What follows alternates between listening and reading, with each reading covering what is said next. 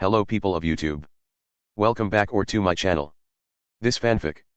DC, Architect of Vengeance was written by Lord_Mef1 Stowe on web novel.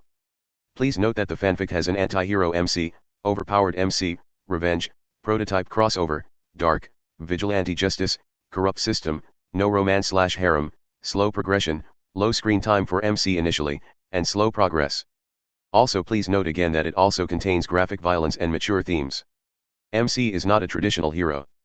But with all that said, let's start the story. So Shut up, clock in and load up. Chapter 11, Psychology 101. Gotham Community College. The lecture hall buzzed with Monday morning energy. Coffee cups rattling, notebooks flipping open, whispered conversations about weekend escapades. Alex Thorne sat in his usual spot, third row center, close enough to demonstrate engagement but far enough back to observe without drawing attention. Professor Martha walked to the podium with her characteristic brisk stride, graying hair pulled back in a practical bun. She'd been teaching abnormal psychology at Gotham University for over 2 decades, and her reputation for challenging students preceded her. Today we're discussing antisocial personality disorder, she announced, clicking to the first slide. The symptoms appeared in neat bullet points: lack of empathy, disregard for social norms, manipulative behavior, absence of guilt or remorse. Around the room, students scribbled notes with varying degrees of interest. Jessica Chen highlighted everything in bright yellow. The football player in the back row was clearly still hungover from whatever fraternity party he'd attended. Can anyone give me an example of how someone with ASPD might present in everyday life? Professor Martha asked, scanning the room. Several hands went up. Psychology majors eager to impress, pre-med students building their transcripts. Alex kept his hands folded, taking careful notes in neat handwriting. They might seem charming at first, offered a blonde girl in the front row. Like, really charismatic, but it's all surface-level manipulation. Good. What else? They don't feel bad about hurting people, said another student. They know it's wrong intellectually, but they don't actually care. Professor Martha nodded. Exactly. The cognitive understanding of social rules without the emotional component that typically enforces them. These individuals often excel at reading others, becoming experts at identifying vulnerabilities. A hand shot up from the back corner. Marcus Kellerman, pre-law, political science double major, known for his passionate debates in every class he took. His dark eyes held an intensity that made other students uncomfortable. But Professor, Marcus said, his voice carrying across the silent room, wouldn't someone like that just be another kind of criminal? If they don't have normal moral constraints, they're basically predators waiting to happen. Professor Martha considered this. That's certainly one perspective, Marcus. Though many individuals with these traits never become violent. They might simply be more pragmatic. Right, but here's what I don't understand, Marcus continued, leaning forward in his seat. We have all these systems. Police, courts, prisons, but they clearly don't work. Look at Gotham. Corruption everywhere, criminals getting off on technicalities, victims never getting real justice. Several students shifted uncomfortably. The Torino murders had dominated local news for weeks. Vincent Torino and his crew, found tortured to death in ways that suggested intimate knowledge of their crimes. The killer had left a calling card, broken scales fashioned from the victim's own bones. So maybe, Marcus said, his voice gaining heat, maybe someone who thinks differently isn't the problem. Maybe they're the solution. If someone had the ability to actually stop these predators permanently, wouldn't that be objectively better than letting them manipulate our broken system? Uncomfortable silence fell over the room. Professor Martha's expression tightened, but Marcus wasn't finished. Look at Vincent Torino. How many families did he destroy? How many women did he have his men rape for insurance? The police knew. Everyone knew. But he had connections, he had money, he had lawyers. So he kept operating while children suffered. Professor Martha tried to interrupt. No, let me finish, he said, standing now, pacing slightly. Whoever killed Torino didn't just eliminate a predator. They sent a message. They showed every other corrupt piece of filth in the city that money and connections won't save them. That someone is watching. Someone who actually cares about justice. The room was dead silent now. Several students looked genuinely frightened by Marcus's intensity. The person who did that, they're not a criminal. They're what justice looks like when the system completely fails. Alex raised his hand slowly. Professor Martha nodded at him, relief visible on her face. I have to respectfully disagree with Marcus, Alex said, his voice calm and measured. That kind of thinking is exactly how we get vigilante violence. It's how we get people taking the law into their own hands. Marcus turned to stare at him, clearly surprised by the pushback. But Alex, You have to admit the system is broken. How many times do we see criminals walk free while their victims suffer? The system being imperfect doesn't justify abandoning it, Alex replied steadily. When individuals decide their judge, jury, and executioner, where does it end? Who decides who deserves to die? What prevents that person from becoming the very monster they claim to be fighting? At least they're doing something instead of letting evil flourish unchecked, Marcus shot back, his voice rising. Alex shook his head. But that's exactly the problem. Once you cross that line, once you decide some people don't deserve due process, you've lost your humanity. You've become the same kind of person you're supposedly fighting. So children should suffer because we're worried about the moral purity of their potential saviors. Marcus's hands clenched into fists. You'd rather preserve some abstract principle than save actual lives? I'd rather work within the system to fix it, Alex said firmly. Support police reform, vote for better prosecutors, donate to victim advocacy groups. Real change comes through institutions, not through one person's twisted idea of justice. Jessica nodded along beside him. Alex is right. Vigilantes are just criminals who think they're heroes. Same mentality, thinking rules don't apply to them. Exactly, Alex continued. The moment we decide that ends justify means, we lose any moral authority to judge anyone else. A society of laws might be imperfect, but it's preferable to a society where individuals dispense personal vengeance. Marcus looked genuinely angry now. So we just accept that evil people will keep destroying innocents while we file paperwork and hope politicians grow consciences? We work for change, Alex replied without hesitation. Real, systemic change. Not the temporary satisfaction of murdering individual criminals. What about true psychopaths? Asked a quiet voice from the corner. What if someone genuinely lacks empathy? What if they see other people as just objects to be used? Alex turned to consider the question seriously. Then they need treatment. Rehabilitation. Medication, therapy. If that fails, secure containment. But the moment we start deciding some people are irredeemable, we open the door to horrific abuses. Even if they've committed atrocities, the girl pressed. Especially then, Alex said firmly. Because if we only protect the rights of people we like, then they aren't really rights at all. Marcus was staring at Alex with something approaching disgust.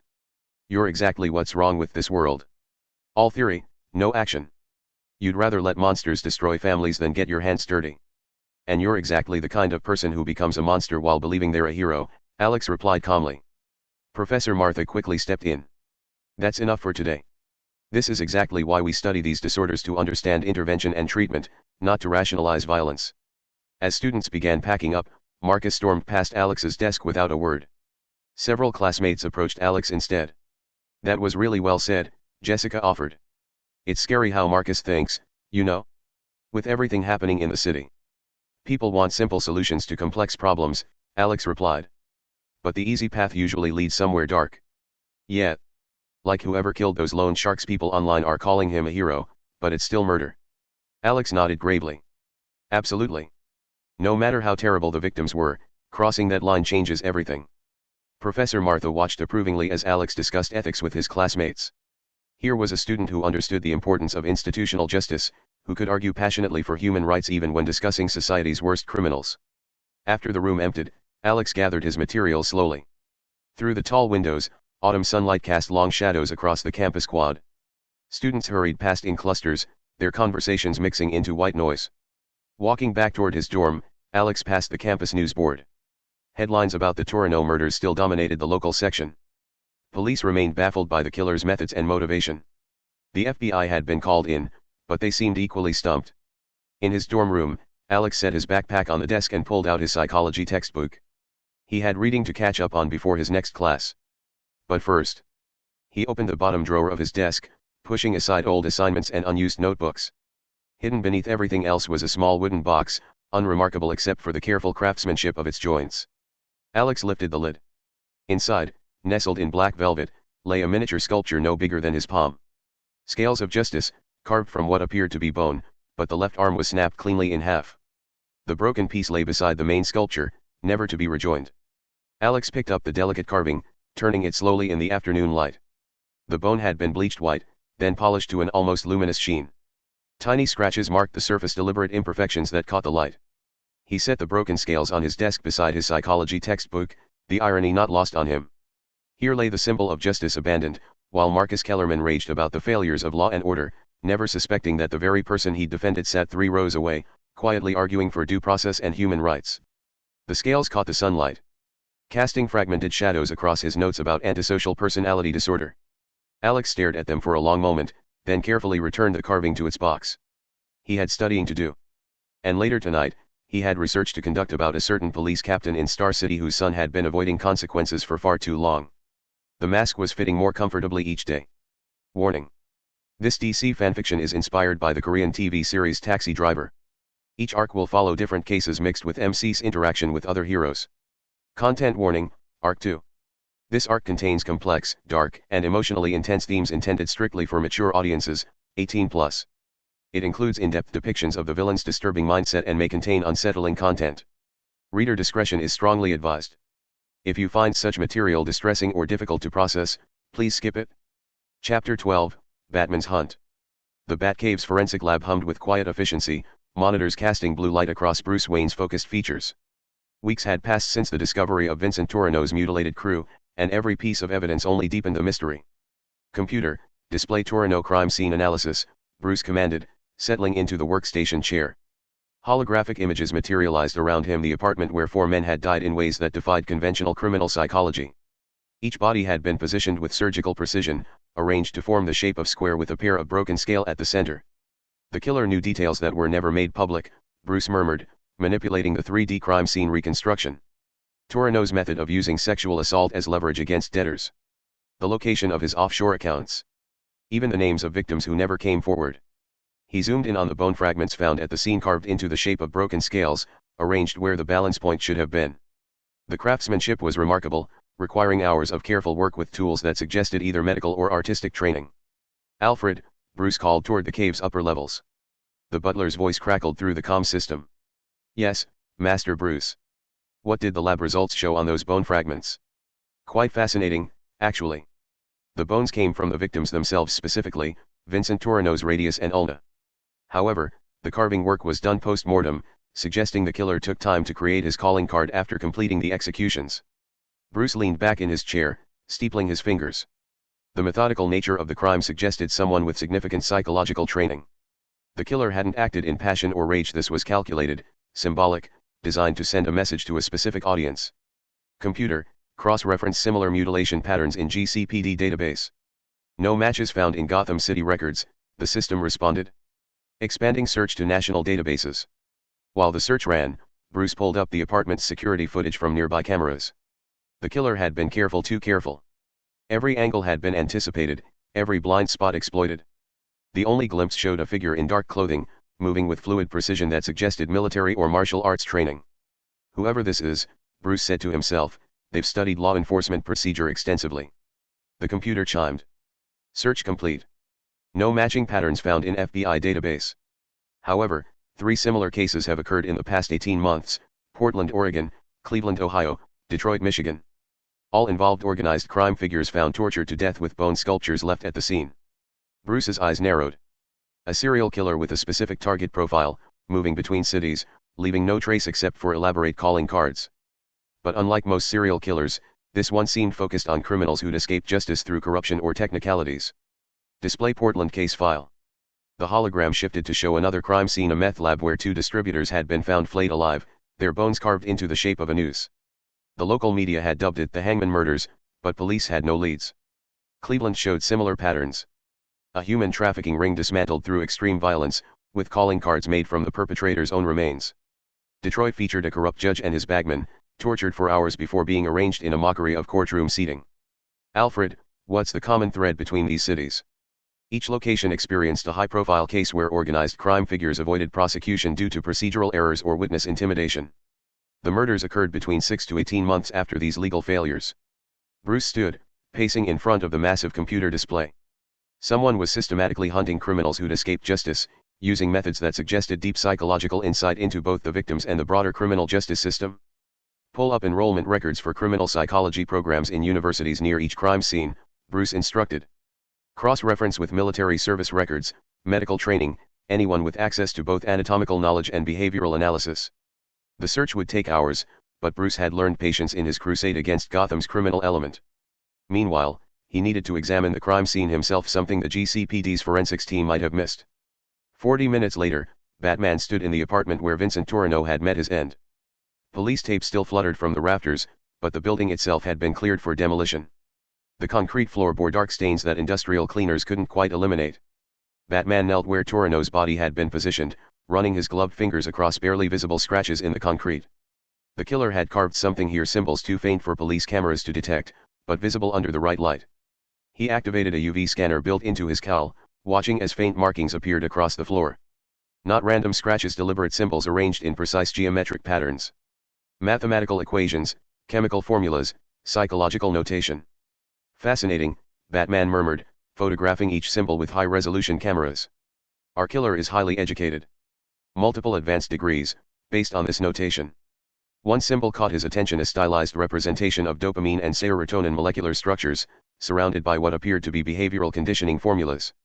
Whoever had done this understood brain chemistry at minimum graduate level. Batman moved to where each crew member had died, finding similar markings beneath every position. The killer had essentially turned the crime scene into a psychological thesis, using the victim's blood as ink to illustrate theories about criminal behavior and appropriate consequences. Near the apartment's eastern wall, Batman discovered something the police had missed entirely: a ventilation grate that showed signs of recent disturbance. He pried it open, revealing a space that is connected to the ventilation system. Inside the tunnel, waterproof pouches contained detailed files on not just Torino's crew, but dozens of other criminals operating throughout Gotham. Financial records, victim testimonies, police reports that had been buried or dismissed. The killer had spent months researching every target, building comprehensive cases that would stand up in any legitimate court. This isn't random violence, Batman realized, studying the meticulous documentation.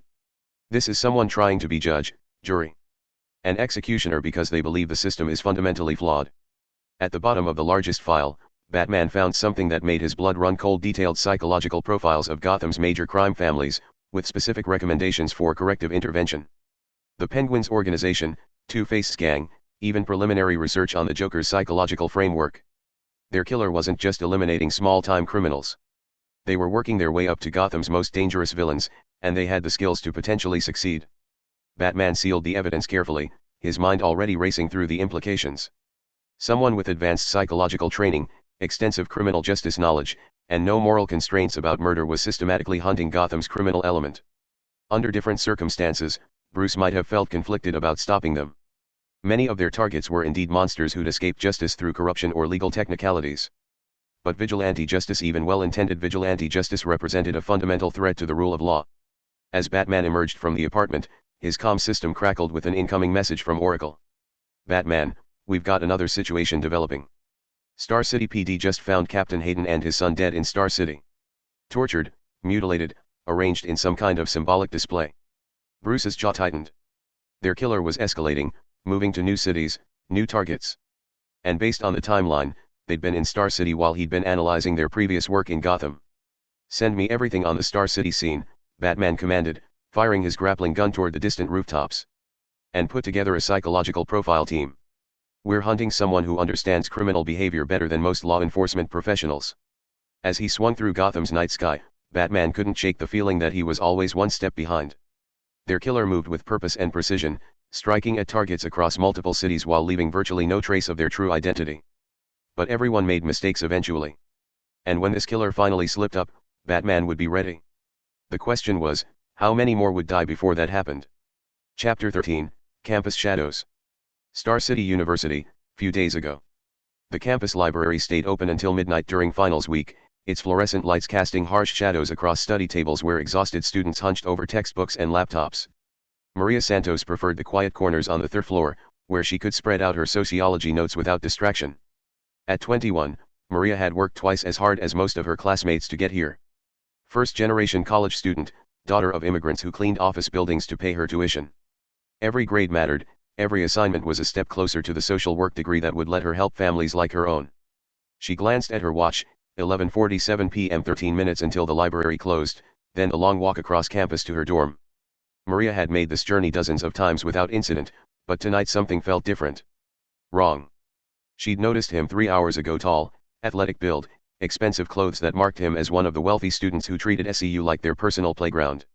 He'd been sitting 2 tables away, but she'd caught him staring when she looked up from her textbook.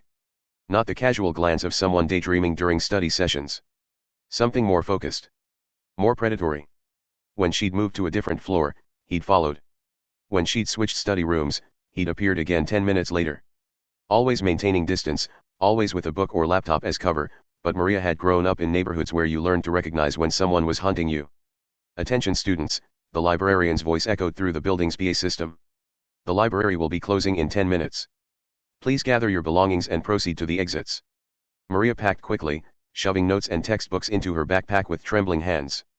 Around her, other students began their own exodus, yawning, stretching, complaining about tomorrow's exams.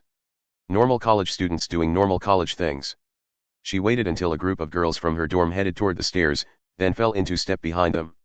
Safety in numbers, her mother had always said. But as they reached the library's main exit, the group scattered toward different residence halls. Maria stood alone under the harsh security lights, looking across the quad toward Campus Hall. 200 yards of open space, then the safety of her locked room. She'd made this walk countless times, but tonight every shadow seemed to hide potential danger. She started walking, keys ready in her hand the way campus security had taught them during orientation. Walk with purpose, stay alert, trust your instincts. Her sneakers made soft sounds against the concrete pathway, mixing with distant music from a fraternity party somewhere across campus. Halfway to her dorm, Maria heard footsteps behind her. Measured, deliberate, matching her pace. She sped up slightly, the footsteps sped up too. She slowed down, they slowed down as well. Her heart hammered against her ribs as she turned to look. The same student from the library, now maybe 50 feet behind her. Close enough that she could see his face clearly under the security lights. Handsome in a cruel way, with dark hair and predatory eyes that reminded her of documentaries about serial killers. Maria broke into a jog, abandoning any pretense of casual behavior. Behind her, the footsteps quickened as well. No longer hiding, no longer pretending this was coincidence. Campus Hall loomed ahead, its entrance bright with security lighting. Maria ran now, backpack bouncing against her spine, keys cutting into her palm where she gripped them like weapons.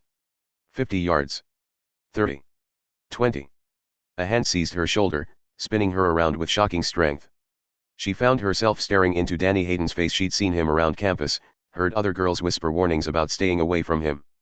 Rich boy, police captain's son, someone who'd never faced consequences for anything in his privileged life. Where you going so fast, Maria? Danny asked, his voice carrying the slight slur of expensive alcohol. I've been trying to get your attention all night. Let go of me, Maria said, trying to keep her voice steady. Students moved past them in the distance, but no one seemed to notice the interaction. Just another late-night campus encounter to outsiders. Come on, don't be like that. Danny stepped closer, his grip tightening on her shoulder. I just want to talk. Maybe buy you a drink, get to know you better. I said let go. Maria tried to pull away, but Danny's grip was iron strong. His other hand moved to her waist, fingers pressing against her hip in a way that made her skin crawl. You know, I've been watching you for weeks, Danny continued, as if she hadn't spoken. All those nights in the library, working so hard. I like that about you, the dedication, the focus. I bet you'd be very focused on other things too. Maria drove her knee upward, aiming for his groin, but Danny twisted aside with practiced ease. He laughed, the sound sharp and cruel in the night air. Feisty. I like that too. His hand moved higher on her torso. My apartment's just off campus. Much more comfortable than trying to get to know each other out here. Help. Maria screamed, her voice echoing across the quad. Somebody help me. Danny's expression darkened. His hand clamped over her mouth, muffling her cries, while his other arm wrapped around her waist. He was stronger than he looked, lifting her off her feet despite her struggles. None of that, he hissed in her ear. You want to make this difficult? Fine. But you're going to come with me either way. He began dragging her toward the parking lot behind Campus Hall, where his BMW waited under broken security lights. Maria clawed at his hands, tried to bite his palm, kicked at his legs. Nothing worked.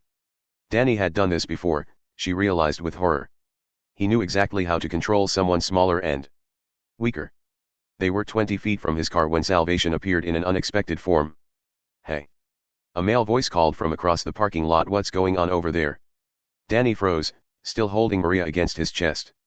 She could feel his heart racing, could smell the expensive cologne mixed with sweat and alcohol. A campus security guard approached, flashlight beam cutting through the darkness. Officer Reynolds. Maria recognized him from the night shift, an older man who actually cared about student safety unlike some of the rent-a cops. Everything okay here? Reynolds asked, hand resting on his radio. Danny's grip loosened slightly. When he spoke, his voice carried none of the menace from moments before, just the practiced charm of someone who'd talked his way out of trouble his entire life. "Oh, thank God you're here, officer," Danny said. Still holding Maria but making it look supportive rather than restraining. "I found this girl wandering around the parking lot, completely drunk. I was trying to help her get back to her dorm safely." "I'm not drunk," Maria gasped as soon as Danny's hand moved away from her mouth. "He was following me. He grabbed me." Reynolds looked between them, his expression uncertain. Danny Hayden, he knew the name, knew the reputation. Captain Hayden's son, major donor to the university, someone who could make problems disappear with a phone call. "Sir, I'm going to need to see some identification," Reynolds said carefully. Danny smiled, reaching for his wallet with practiced ease. "Of course, officer. I completely understand your concern." As he handed over his license, Danny leaned close to Maria's ear. His voice was barely a whisper, but the words chilled her to the bone. "If you keep making noise, I'll make sure you regret it. I know where you live, where you work, where your little sister goes to high school. One word from my father, and your family's immigration status gets reviewed very carefully." Maria went rigid. Her family had been legal residents for 8 years, but Danny's threat carried weight. Captain Hayden had connections throughout law enforcement, connections that could make life very difficult for a family of immigrants. "Actually," Maria said quietly, hating herself for the words, "maybe I did have too much to drink tonight. I'm sorry if I seemed confused." Reynolds looked at her with concern. "Are you sure, miss? If someone was bothering you dash." "No, it's fine," Maria said, her voice hollow. Danny was just trying to help. The security guard clearly wasn't convinced, but without a complaint from the alleged victim, his hands were tied. "Well, let me at least escort you both back to your dorms." "That's very kind," Danny said smoothly, "but I can make sure Maria gets home safely. I know exactly where Campus Hall is." Reynolds hesitated, then nodded reluctantly. "All right. But I'll be checking back in 20 minutes to make sure everyone made it to their rooms okay." As the guard walked away, Danny's mask slipped back into place. His hand found Maria's arm again, fingers digging in just hard enough to bruise. "Good girl," he whispered. "You're learning. Now, here's what's going to happen. You're going to come with me to my apartment. You're going to have a few drinks, relax a little. And then you're going to show me just how grateful you are for my help tonight." "Please," Maria whispered, tears streaming down her face. "Please don't do this." "Oh, I'm going to do whatever I want," Danny replied, guiding her toward his car. "And you're going to let me? Because if you don't, if you even think about reporting this, I'll destroy your entire family. My father has friends in ICE, friends in the DA's office, friends who can make people disappear." He opened the passenger door of his BMW, gesturing for her to get in. Maria looked around desperately, but the campus was nearly empty now. No witnesses, no help coming. "Get in the car, Maria," Danny said, his voice patient but implacable. "Don't make this harder than it needs to be." With shaking hands, Maria climbed into the passenger seat. Danny closed the door gently, then walked around to the driver's side. As he started the engine, classical music filled the car. Mozart, played at low volume. "See how civilized this can be," Danny said as they drove off campus. "You just need to understand how things work in the real world. Sometimes, people like me get to do whatever we want to people like you. It's not personal, it's just the way things are."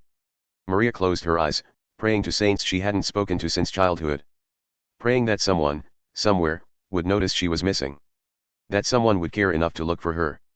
But as Danny's BMW disappeared into Star City's night traffic, her prayers seemed to disappear into the darkness with her. Chapter 14, Blue Wall. Star City Police Department, Captain's Office. Next morning. Captain Michael Hayden sat behind his mahogany desk, a cup of black coffee growing cold beside a stack of incident reports he had no intention of reading. At 52, he'd spent 30 years building his kingdom within the Star City Police Department, 30 years learning that power wasn't about justice, it was about control. The morning sun streamed through his office windows, illuminating commendations and photographs that told the story of a distinguished career. Hayden with the mayor at charity functions. Hayden receiving awards for community service. Hayden shaking hands with federal officials who praised his department's cooperation. All of it carefully constructed bullshit. His desk phone buzzed. "Captain." His secretary's voice carried the nervous tone everyone used when dealing with him. "Detective Lawson is here about the Santos case." Hayden smiled coldly. "Right on schedule. Send him in." Detective Eric Lawson entered the office with the swagger of someone who thought he understood how the game was played. 38 years old, 15 years on the force, Ambitious enough to be useful but not smart enough to be dangerous. Perfect middle management material. Captain, Lawson said, settling into the chair across from Hayden's desk. About this Maria Santos situation we might have a problem. Hayden leaned back in his leather chair, fingers steepled. Explain. Lawson opened his notepad, consulting notes he'd made in careful handwriting. Santos filed a report this morning. Claims she was sexually assaulted last night by a male student.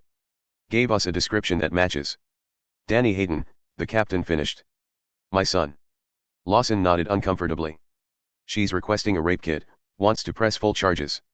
Says she has witnessed testimony from a security guard who saw her being forced into a vehicle. And what did you tell Miss Santos? That we'd investigate thoroughly, of course. But Captain, if this goes to court dash. Hayden held up a hand, silencing the detective.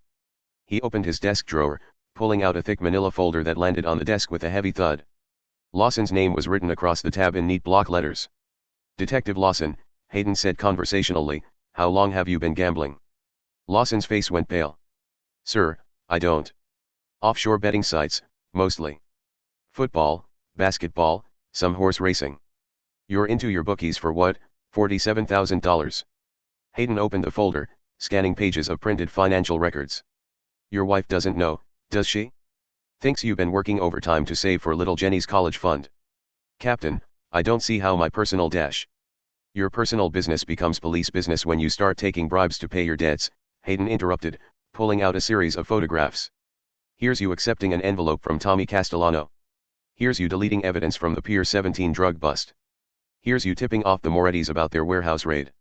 Lawson stared at the photographs with growing horror. He'd been so careful, so discreet. The idea that someone had been documenting his activities for months made his stomach turn.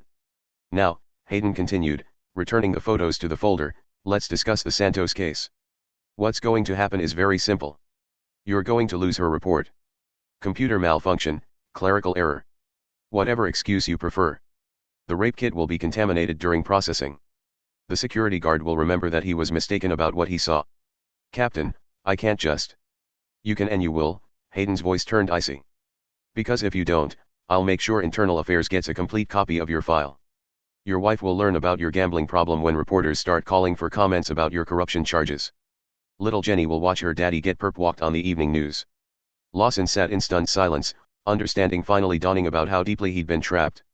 Every favor he'd done for the Hayden family, every blind eye he'd turned, had been carefully documented and catalogued. Good, Hayden said, interpreting the silence correctly. Now, about Miss Santos specifically. She's going to have some accidents over the next few weeks. Her car will break down in inconvenient places. Her student loans will face unexpected review. Her family's business licenses will require additional scrutiny from various city departments. What if she goes to the media? Hayden laughed, the sound sharp and cruel. A poor immigrant girl accusing the police captain's son of rape? With no physical evidence and no credible witnesses? The media will eat her alive, and she knows it. Lawson shifted uncomfortably in his chair. And if she persists anyway? Then she becomes a more serious problem that requires more serious solutions, Hayden replied matter-of-factly. Immigration status is such a fragile thing, detective. One anonymous tip about document irregularities, and an entire family can find themselves facing deportation proceedings. Jesus, Captain Dash. Don't get squeamish on me now, Lawson. You've been taking my money for 3 years. You think it came without strings attached? Hayden stood, walking to the window that overlooked the police station's parking lot. Squad cars came and went, officers beginning their shifts, all of them believing they serve justice rather than one man's twisted empire. My son is a young man with healthy appetites, Hayden continued, his back to Lawson. Sometimes young men make mistakes when they're drinking, when they're excited. It's not his fault that girls these days don't understand their place in the natural order. Captain, rape isn't a mistake. Hayden spun around, his face contorted with rage. Don't you dare lecture me about rape, you corrupt piece of shit. You want to talk about morality?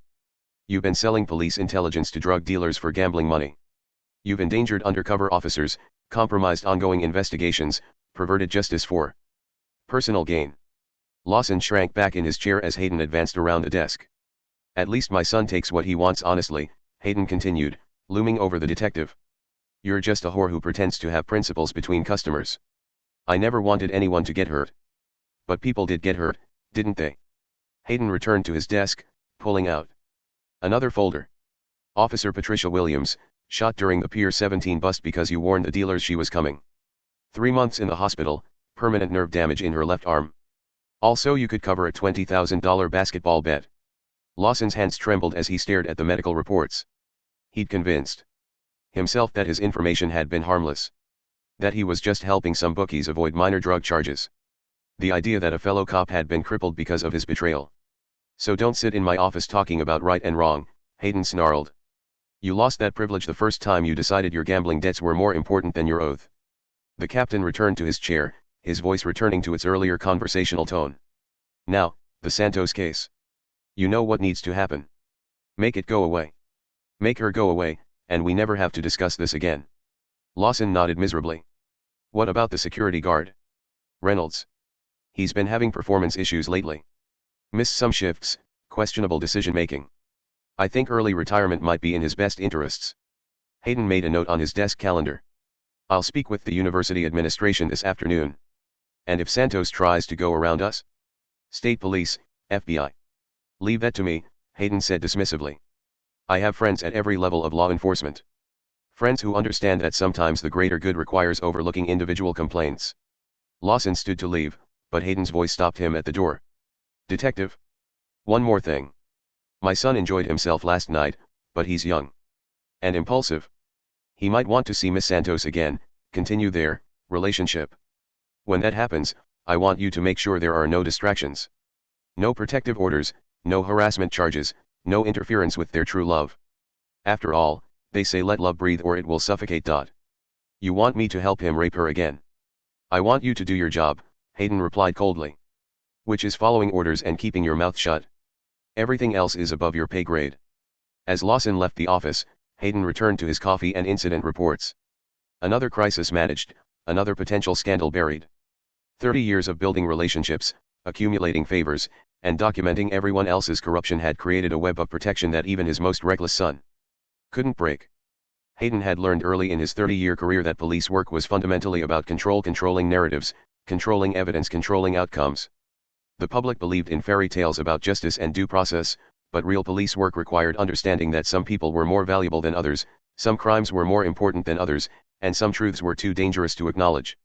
His son Danny was a Hayden, which meant he was family, which meant he was protected by the blue wall that separated cops from civilians. The girls who accused Danny were civilians, which meant their stories were automatically suspect, their credibility questionable, their motives unclear. His desk phone buzzed again. Captain? Mayor Wellington on line 2. Hayden smiled, picking up the receiver. The mayor owed him several favors, including some assistance with his own son's drunk driving incidents. Time to call one in. Jim. Hayden said warmly. How's the family? I heard Tommy made varsity football. Outside his office, Star City continued its daily routine, unaware that justice was being auctioned to the highest bidder by the man sworn to protect them. In a few hours, Maria Santos would learn that her assault had been deemed unfounded due to lack of evidence. And somewhere in the city, a young woman would begin to understand that the system designed to protect her had been purchased by the very people who wanted to hurt her. But Captain Hayden had been building his empire for 30 years. He'd survived corruption scandals, federal investigations, and reform administrations. He had no way of knowing that his crimes had already been noted by someone who collected evidence the way others collected stamps, methodically, patiently, and with a very specific purpose in mind. Someone who understood that when the system failed completely, justice had to come from outside the system entirely. Chapter 15, The Search Begins. The Iceberg Lounge, Gotham City. 11:47 p.m. The bass thrummed through the floor of Oswald Cobblepot's establishment, mixing with the clink of expensive glasses and the murmur of conversations that would never be repeated in polite society. Batman moved through the shadows of the VIP section, where Gotham's criminal elite conducted business under the protection of diplomatic immunity and expensive lawyers. Tonight, however, the usual atmosphere of confident corruption felt different. Subdued. Even the most hardened criminals were glancing over their shoulders, speaking in hushed tones about Vincent Torreno's brutal end. Batman settled into an alcove overlooking the main floor, his cape blending seamlessly with the darkness. Below, 3 men sat around a corner table, their body language screaming anxiety despite the alcohol they'd consumed. Telling you, whoever did Torreno knew things, one of them was saying. Mickey Torreno, Vincent's younger brother, had inherited what remained of the family's loan shark operation. Knew about the insurance videos, knew about the offshore accounts. That's inside information. Inside from where, asked the second man Carlos Mendez, who ran numbers for the Bertinelli family. Torino didn't trust nobody with that kind of detail. Maybe someone was watching longer than we thought, suggested the third. Tony Marconi, mid-level enforcer for the Falcone organization. Could be feds, could be rival families. Batman activated the directional microphone built into his cowl, focusing on their conversation while scanning the room for other intelligence opportunities. It ain't feds, Mickey said, downing his whiskey in one gulp. Feds don't torture people for hours, don't carve up bodies like some kind of artist. This was personal. Personal how? Mendez leaned forward, his voice dropping even lower. The way they arranged the bodies like they were making a statement. And those bone things they left behind? That's some serial killer shit, man. Someone with serious mental problems. Batman's eyes narrowed. The criminals were more frightened than he'd expected, which suggested the killer's message had been received loud and clear throughout Gotham's underworld. What if it's one of the capes? Marconi asked, glancing nervously toward the shadows where Batman might be lurking. What if the Bat finally decided to stop playing games? Nah, Mickey shook his head. Batman doesn't kill. Everyone knows that. This is someone else, someone who don't give a shit about rules. Maybe that's what we need to be worried about, Mendez said. If it ain't Batman, if it ain't cops, then who's got the juice to take down Torino's whole crew without leaving a trace? Before anyone could answer, the lights in the VIP section flickered once Batman signaled that his presence had been detected. He melted back into the shadows, moving toward the club's service corridors. The conversation had confirmed what he'd suspected, the killer was operating outside normal criminal or law enforcement channels. Someone with resources, skills, and most importantly, access to information that should have been highly classified. 20 minutes later, Batman emerged onto the Iceberg Lounge's roof, where he'd arranged to meet one of his most reliable informants. Edward Nashton, the reformed Riddler, stood near the building's edge, his green suit replaced by a modest windbreaker and slacks. Interesting evening for surveillance, Edward said without turning around. Though I suspect you learned less than you hoped. What have you heard about the Torino killings? Batman asked directly. Edward smiled, the expression visible in the reflection of the building's windows. Ah, straight to business. I appreciate efficiency. He turned to face Batman, his demeanor serious despite the slight smile. The word on the street is fear, Batman. Real fear, not the usual bravado these criminals use to mask their anxiety. Fear of what specifically? Fear of the unknown. Vincent Torino was a monster, but he was a predictable monster. He had patterns, weaknesses, people who could be bought or intimidated. This killer?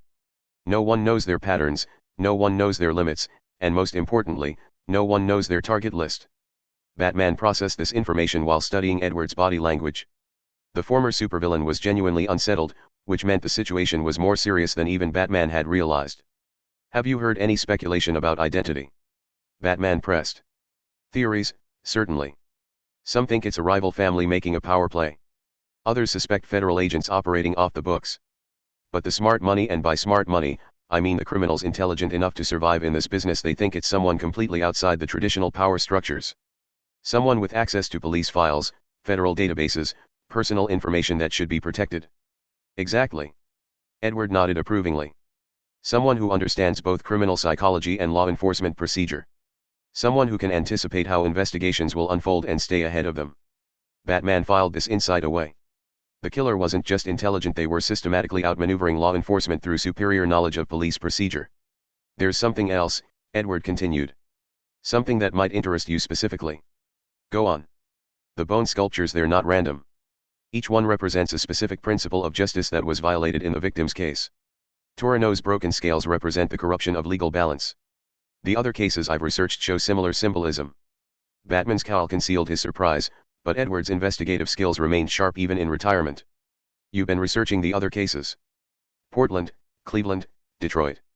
All similar patterns, all involving criminals who escape justice through corruption or legal technicalities. Our killer isn't just eliminating criminals, they're making philosophical statements about the failure of institutional justice. This was exactly the kind of insight Batman needed. The killer wasn't operating from rage or personal vendetta, they were conducting a methodic campaign based on carefully considered principles. Any theories about their next target? Batman asked. Edward's expression darkened. That's what worries me most. If they're working through cases of institutional failure, Gotham provides a target-rich environment. Corrupt judges, bought politicians, criminals with connections, our killer could stay busy for years. Unless they're stopped. The question is whether they should be stopped, Edward said quietly. I'm not advocating vigilante justice, But these weren't random victims. Vincent Torrino destroyed dozens of families. The Portland targets were running child prostitution rings. Cleveland involved human trafficking. Batman's jaw tightened. The moment we start deciding who deserves to live or die, we become the very thing we're fighting against. I agree philosophically, Edward replied. But I also understand the appeal of absolute justice when institutional justice fails completely. Edward, Batman said, turning back to his informant. I need you to put out feelers throughout the criminal community. Anyone who's heard rumors about the next target, anyone who's noticed unusual surveillance, anyone who's been approached by someone asking suspicious questions. You think they're already selecting their next victim? I think they're 3 steps ahead of us, Batman admitted grimly. And unless we start anticipating their moves instead of reacting to them, more people are going to die. Edward nodded, understanding the urgency. I'll reach out to my contacts. But Batman? Be careful with this one. Whoever they are, they're not just killing criminals, they're reshaping the entire criminal landscape through fear. As Batman prepared to leave for Star City, Edward's words echoed in his mind. The killer wasn't just eliminating individual targets, they were conducting a campaign of psychological warfare against the entire criminal justice system. The hunt was about to become much more complicated. Advanced chapters on Patreon. DC, Architect of Vengeance, patreon.com/Lord_Mephisto. Chapter 16, The Envelope's Promise. Star City University Campus. 3 days after the police report. Maria Santos sat in the empty sociology classroom, her textbook open to a page she couldn't read. The words kept swimming together, dissolving into meaningless shapes that reminded her of the laughing faces in her nightmares. She'd been staring at the same paragraph for 47 minutes. She knew because she'd been counting everything lately. Minutes, heartbeats, the number of times she checked the locks on doors that wouldn't keep monsters out anyway. Her phone buzzed. Another unknown number. She let it ring, watching the screen light up like a tiny rectangle of hell. When it stopped, she counted to 10 before it started again. They never let her rest. Miss Santos. Maria's head snapped up so fast her neck cracked. Professor Williams stood in the doorway, but her face looked wrong, too concerned, too pitying. Everyone looked at her differently now, like she was broken glass they had to step around carefully. I'm sorry, Maria whispered, though she couldn't remember what she was apologizing for. She apologized for everything now. For existing, for breathing, for taking up space in a world that had made it clear she didn't belong. Professor Williams closed the door and sat beside her. Maria, honey, when was the last time you went home? Or ate something? You look like a victim, Maria finished flatly. Everyone keeps telling me I look like a victim. Funny how that works. Before, I looked like a student. Now I look like what I am. That's not what you are. Yes, it is. Maria's voice was hollow, emptied of everything that used to make it hers. I reported what happened. You know what Detective Lawson told me? He said I seemed confused about the details. Said maybe I'd been drinking, maybe I misunderstood Danny's intentions. She laughed, a sound like breaking glass. He actually asked me if I was sure I hadn't wanted it. Professor Williams's face went pale. Maria, that's completely inappropriate. Inappropriate, Maria repeated, tasting the word. That's what they called Danny following me for past few days. Inappropriate. Not stalking. Not predatory behavior. Just inappropriate. She closed her textbook with shaking hands. Do you know what Captain Hayden called it when his son dragged me to his apartment? Boys being boys. The phone buzzed again. Maria stared at it like it was a snake. They call every hour, she said conversationally. Sometimes it's Danny. Sometimes it's his friends. Sometimes they just breathe. Sometimes they describe what they're going to do to my little sister. Her voice never changed tone, never cracked. It was the voice of someone who had screamed until her throat bled and now had nothing left. Carmen's 14. Did you know that? 14 years old, and they have photos of her walking to school. Professor Williams reached for Maria's hand, but Maria pulled away. Touch felt wrong now. Everything felt wrong. There are other options, Professor Williams said desperately. Federal authorities, victim advocacy groups. No. Maria's voice was dead. Captain Hayden was very clear. He has files on my whole family. Immigration status, work permits, tax records. He knows which days my parents clean which buildings, what time Carmen gets out of school, where my grandmother lives back in El Salvador. She finally looked at Professor Williams, and her eyes were empty. He told me that deportation proceedings can be very dangerous. That sometimes people disappear during transport. Professor Williams's face crumpled. Oh, honey. I used to believe in the system, Maria continued, as if the other woman hadn't spoken. Constitutional protections, due process, equal treatment under law. I wrote papers about social justice. I was going to be a social worker, help other people navigate the system. She laughed again, that terrible broken sound. Turns out the system works exactly like it's supposed to. It protects the right people from the wrong people. I was just confused about which category I belonged to. After Professor Williams left fleeing, really, from the wreckage of Maria's shattered faith, Maria remained in the empty classroom as darkness pressed against the windows. She pulled out her phone and scrolled through 17 missed calls from unknown numbers. Each one was a reminder that she had no privacy, no safety, no power over her own existence. She opened her laptop and searched Danny Hayden's Star City just to torture herself. The search results showed a smiling young man at charity events, academic achievements, a bright future. The kind of boy mothers pointed to as an example for their daughters to admire. Then she searched Maria Santos' Star City and found nothing. She had been erased as efficiently as if she had never existed. Meanwhile, Hayden family estate. Danny Hayden lay sprawled across his father's leather couch, laptop balanced on his chest, live streaming his evening entertainment to a private group chat. On his screen, grainy surveillance footage showed Maria sitting alone in the empty classroom, her shoulders shaking with silent sobs. "Look at this pathetic bitch," he narrated to his audience of equally privileged sociopaths. "3 days since I broke her, and she still thinks there's some way out." His viewers responded with laughing emojis and increasingly vile suggestions for his next move.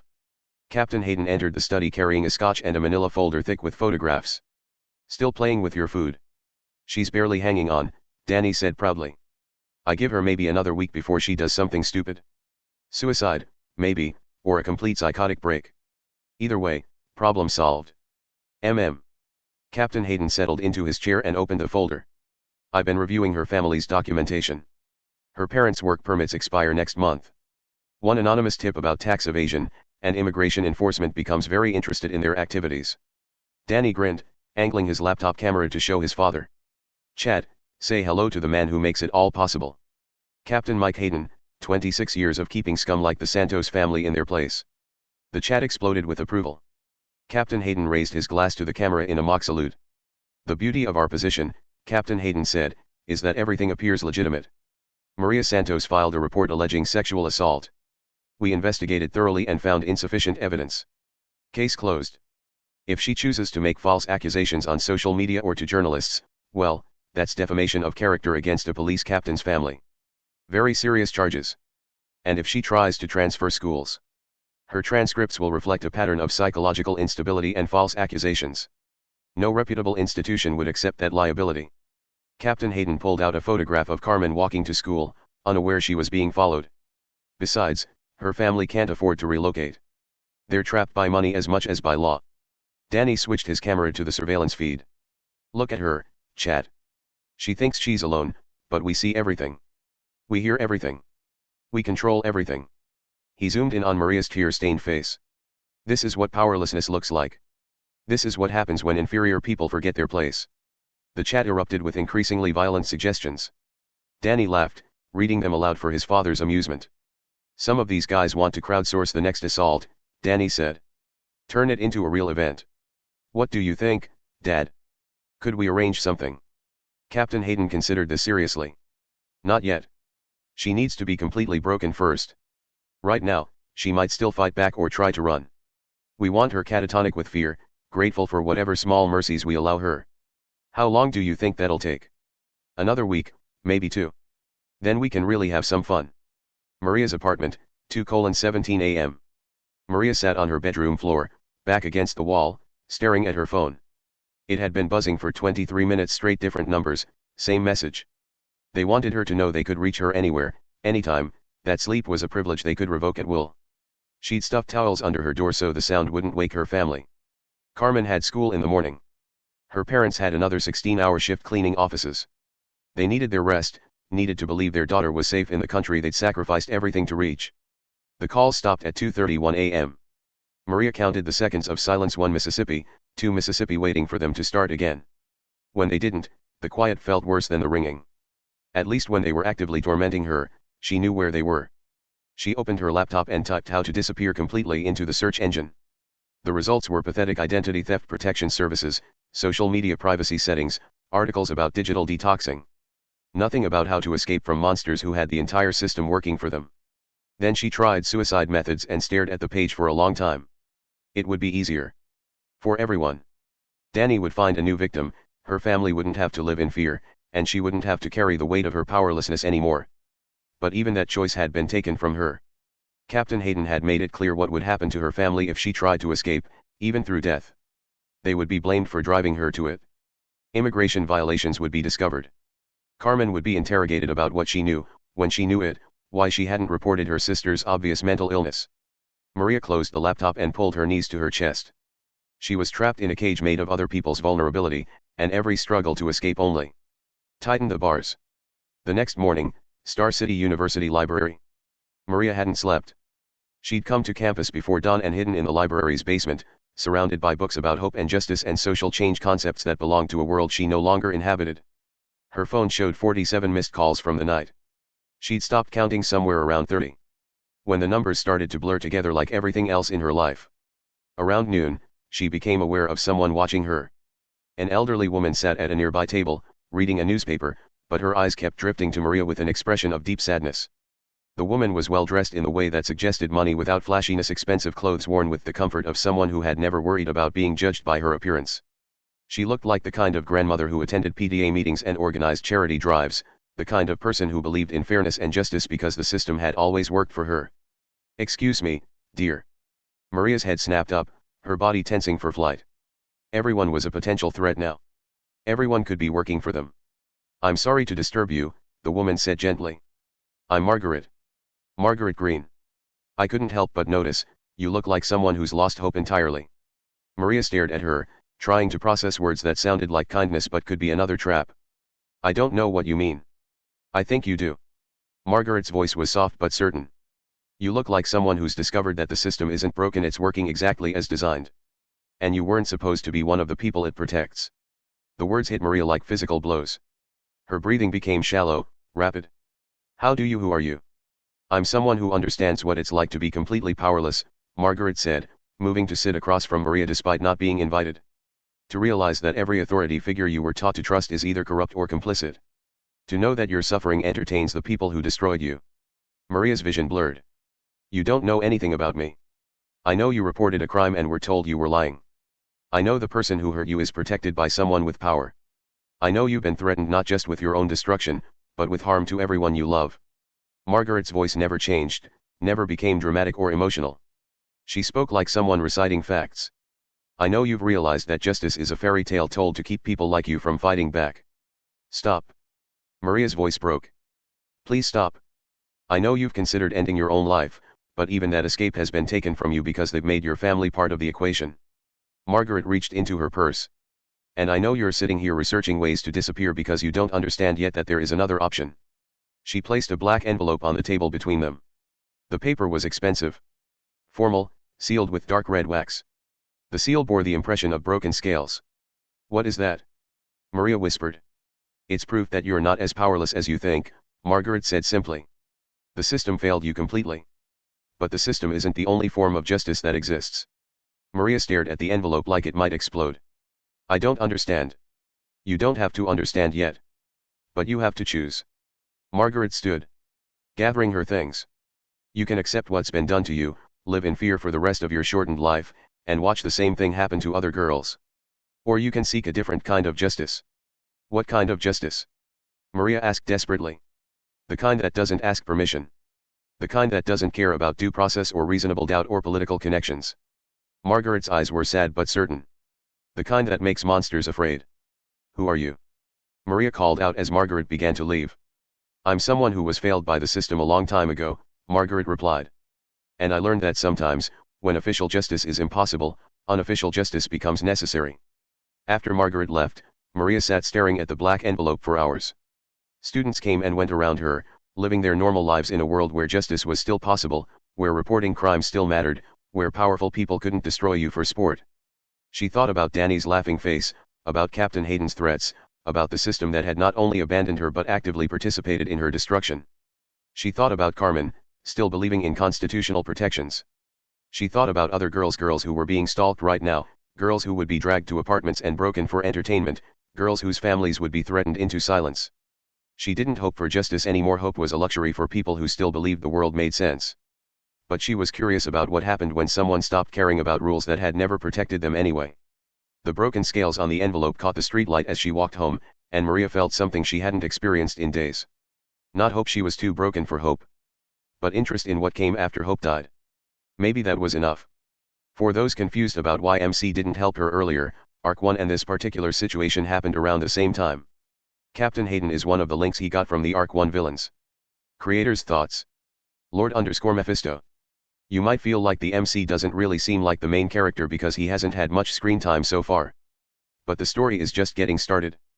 Think of it like a TV series. Each episode focuses on a different case, with the main cast doing something important toward the end. The main backstory and overarching plot take time to unfold and are woven throughout the entire season. We're barely 2 episodes into this novel. But don't worry, he'll get much more focus in the next arc. Enjoy and support, guys. Thank you. This chapter is a little intense. I strongly condemn R*PE and do not agree with any of the viewpoints of Danny written below. Neither should you. We do not excuse monsters. We don't become them. We remain human, even when life dares us not to. Chapter 17, Prey. Star City University campus, late night. Danny Hayden checked his Rolex 11:52 p.m. perfect timing. Danny Hayden crouched behind a dumpster in the alley adjacent to Starling University's main campus, his breathing shallow with excitement as he watched groups of female students walking back to their dorms after late-night study sessions. At 26, he'd perfected his hunting grounds, the poorly lit pathways between academic buildings and residential areas where security cameras had convenient blind spots and campus security made predictable rounds. His father's police captain badge had taught him valuable lessons about power, authority, and the beautiful simplicity of systems that protected those who knew how to work them. Captain Robert Hayden of the Star City Police Department had been Danny's hero, his mentor, his shield against consequences for over 8 years of predation. But Danny had learned his lessons well. The Hayden family understood that rules were for other people, that badges and uniforms were magic talismans that transformed crimes into misunderstandings, victims into unreliable witnesses, and rape into he said, she said situations that juries rarely prosecuted successfully. He'd been watching Maria Santos for 3 days, learning her new patterns. The broken little bitch thought she was being clever, varying her routes, staying in public areas. But Danny had resources she couldn't imagine. Campus security footage, student ID tracking, even her library computer logs. Daddy's connections reached everywhere. Danny had been perfecting his method for 8 years, ever since his 18th birthday when his father had explained the facts of life with brutal clarity. Son, there are 2 kinds of people in this world, wolves and sheep. The sheep think the system protects them, but the system is run by wolves. As long as you're my boy, you're protected. Just be smart about it. Being smart meant choosing victims carefully. College girls from out of state whose families weren't connected to local politics. Working class girls who couldn't afford lawyers. International students who were afraid of deportation. Girls with drinking problems or mental health issues whose credibility could be questioned in court. Being smart meant learning the system's weaknesses. How evidence disappeared from lockup. How case files got misfiled or accidentally destroyed. How witnesses could be intimidated into changing their testimony or failing to appear in court. How district attorneys could be convinced that certain cases weren't worth prosecuting. Being smart meant understanding that R*PE wasn't about sex, it was about power. The power to take what you wanted from someone weaker. The power to destroy innocence and replace it with trauma. The power to walk away clean while your victim spent years in therapy trying to rebuild her shattered psyche. Predictable, he murmured, lighting a cigarette as he watched her exit the library. Same oversized hoodie, same nervous glances, same pathetic attempt at confidence. The sociology building was her next stop, always was on Thursdays. She'd hole up in the study room until 2 a.m. pretending to work while actually just hiding from the world. From him. Danny smiled. She had no idea how much worse her life was about to get.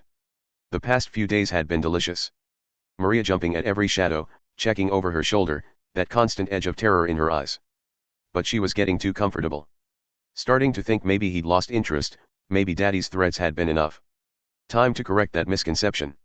He followed at a distance, savoring the anticipation. This was the best part, the hunt. The moment when prey realized they'd never actually escaped. Maria's pace quickened as she noticed his footsteps. Danny grinned wider. She was learning. You can run, Maria, he called out softly, just loud enough for her to hear. But you can't hide forever.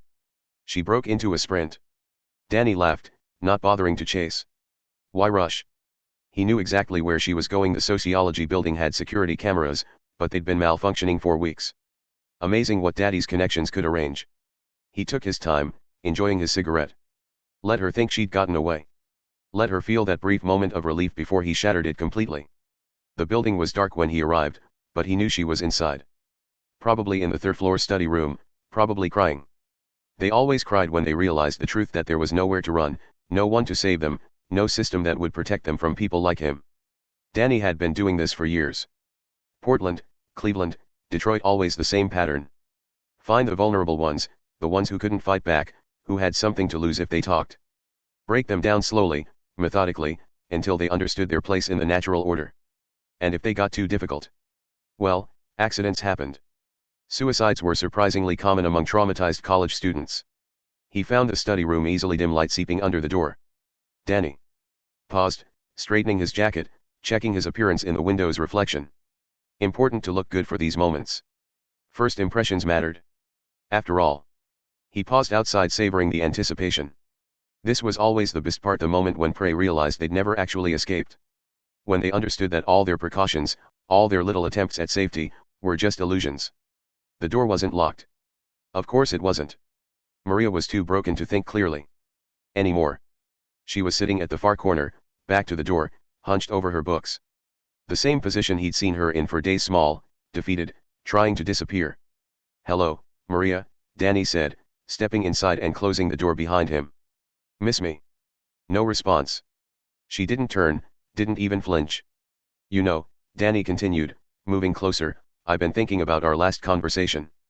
About how ungrateful you were. How you tried to involve people who couldn't help you. Still nothing. Usually they were begging by now, or at least crying. The silent treatment? Really?" He laughed. "That's fine. We have all night to work through your attitude problem." He reached out to grab her shoulder, to spin her around so she could see his face. See the promise of what was coming. The figure turned on its own. Maria's face looked back at him, but the eyes were wrong. Too calm. Too knowing. Like she was seeing something fascinating instead of terrifying. "Hello, Danny," she said softly. But the voice was wrong too. Not scared. Not broken. Almost pleased. Danny's hand froze inches from her shoulder. Something was very, very wrong. "I've been waiting for you," Maria continued, and when she smiled, her teeth seemed too sharp in the dim light. "We have so much to discuss. The MC's shape-shifting ability only requires a sample of the target's DNA. Unlike in Prototype, where consuming the victim is necessary. However, he doesn't gain any memories from the transformation. I know I haven't gone into detail about his powers yet, but that's intentional. I plan to reveal his abilities gradually, piece by piece. He may receive power UPS in the future, but they'll stay consistent with the pacing and logic of the story.